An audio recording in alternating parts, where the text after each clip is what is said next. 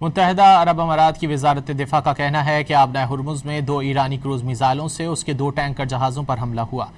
واقعہ عمانی علاقائی پانیوں میں پیش آیا۔ ٹینکر پر حملے میں عملے کا ایک بھارتی رکن ہلاک ہو گیا، 8 افراد زخمی ہیں۔ دونوں ٹینکروں میں لگی آگ پر قابو پا لیا گیا۔ امارات کا کہنا ہے کہ کشیدگی میں اضافے کے جواب میں کارروائی کا مکمل حق محفوظ رکھتے ہیں۔ متحدہ عرب امارات کی وزارت دفاع کا کہنا ہے کہ آبنۂ ہرمز میں 2 ایرانی کروز میزائلوں سے اس کے 2 ٹینکر جہازوں پر حملہ ہوا۔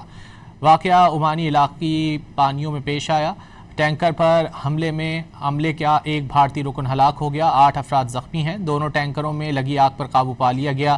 امارات کا کہنا ہے کہ کشیدگی میں اضافے کے جواب میں کارروائی کا مکمل حق محفوظ رکھتے ہیں۔